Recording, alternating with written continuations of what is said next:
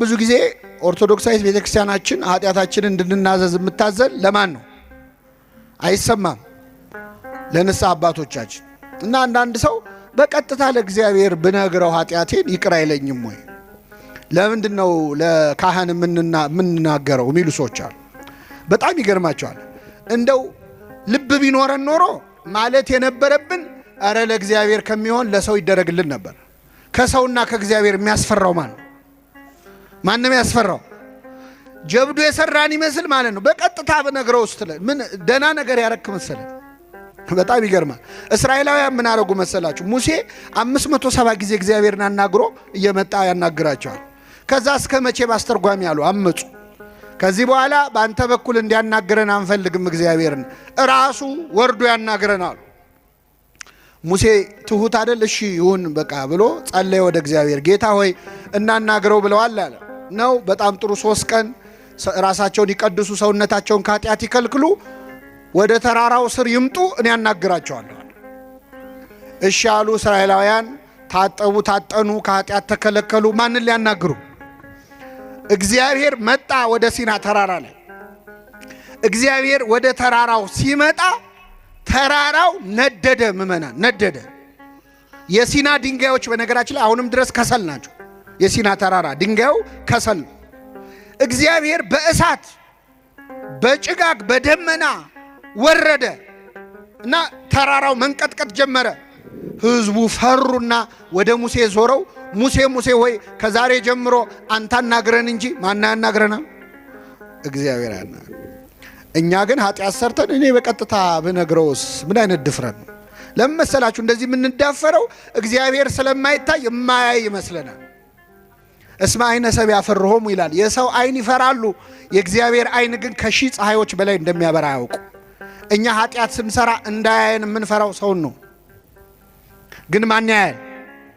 ጨለማ ውስጥ ብትደበቅ ጨለማ በሱ ዘንድ አይጨልምም። ከሰማይ ከምድር ከብርሃን ከጨለማ መደበቅ አይቻልም። እግዚአብሔር በሁሉ ውስጥ አለ እና ኃጢአት ስንሰራ ያላሰብነውን እግዚአብሔር ንስሐ ሲሆን ነው ወይ የምንጠይቀው? ለሱ በቀጥታ ልንገረው። ባጭሩ ግን ምእመናን በኦርቶዶክሳዊት ቤተክርስቲያናችን ትምህርት መጽሐፍ ቅዱስን መሰረት አድርጋ ንስሐ የምንገባው የምንናዘዘው 3 ጊዜ ነው። ስንት ጊዜ ነው? 3 ጊዜ ነው።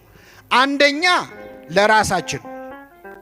አንደኛ ለማ ለራሳችን። በዚህ በሉቃስ ወንጌል ምዕራፍ 15 ላይ ከአባቱ ቤት የጠፋው ያ ልጅ ታሪክ ተጽፏል።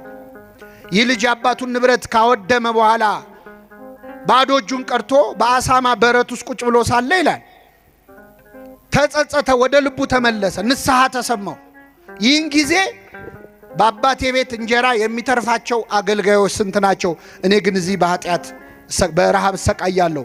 ስለዚህ አሁኑኑ ተነስቼ ወደ አባቴ እሄዳለሁ፣ እንዲህ ብዬ ነግረዋለሁ። አባቴ ሆይ በሰማይና በፊት በደልኩ፣ ከእንግዲህ ወዲህ ልጅህ ተብዬ ልጠራ አይገባኝም፣ ከአገልጋዮችህ አንዱ አድርገኝ እለዋለሁ አለ ይላል። ይህንን የተናዘዘው ለማን ነው? ለራሱ ነው። ስለዚህ ምእመናን ወደ ንስሐ አባት ከመሄዳችን በፊት ወደ እግዚአብሔር ይቅር በለኝ ከማለት በፊት ቁጭ ብሎ ሰው ራሱን መመዘን አለበት። ምን ሳረግ ነው አልኩት? እስቲ ዛሬ እዚህ ቤተክርስቲያን ከመምጣታችን በፊት የት ነው ያልነው? ስራ ላይ ወይ ትምህርት ላይ ወይ ቤታችን ነው የሚሆን? ምን ስናደርግ ነው ያልነው? ማታ ማታ ነጋዴው ዛሬ ስንት አተረፍኩ ዛሬ ስንት ከሰርኩ ብሎ ቁጭ ብሎ ሂሳብ ያሰላ የለ? እስቲ በመንፈሳዊው ዛሬ ስንት አተረፍን ስንት ከሰርን? ነፍሴ ሆይ ዛሬ ከየትኛው እርሻ ነው ያልሽው ይላል ቅዱስ ባስልዮስ ማር ይስሐቅ።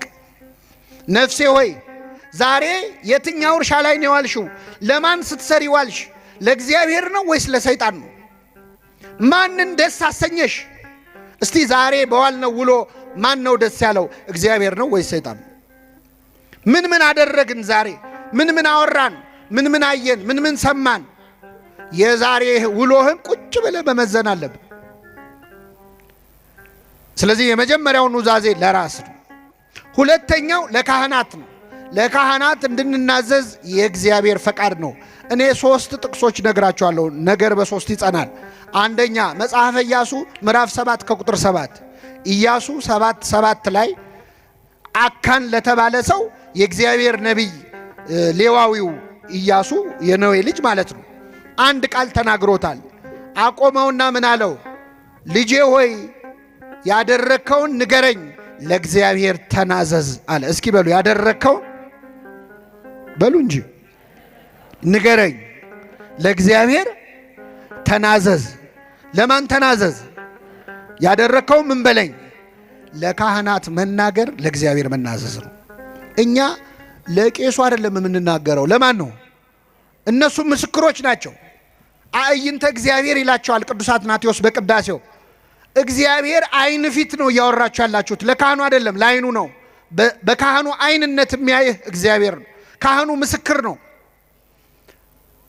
ምህረት ይቅርታ የሚሰጠው እግዚአብሔር ነው። ካህናቱ ኃጢአታችንን ሰምተው ሲጨርሱ ከኃጢአት ማሰሪያ ማን ይፍታህ ነው የሚሉት።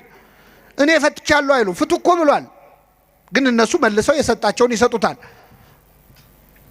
በጣም የሚገርም ነው። እና ለእግዚአብሔር ክብር ስጥ፣ ያደረከውን ንገረኝ፣ ለእግዚአብሔር ተናዘዝ አለ። አንድ ሁለተኛ የማቴዎስ ወንጌል ምዕራፍ 3 ቁጥር 18 ላይ በዮርዳኖስ ማዶ ዮሐንስ ያጠምቅ በነበረ ጊዜ ሊጠመቁ የሚመጡት ሰዎች ኃጢአታቸውን ይናዘዙ ነበር ይላል።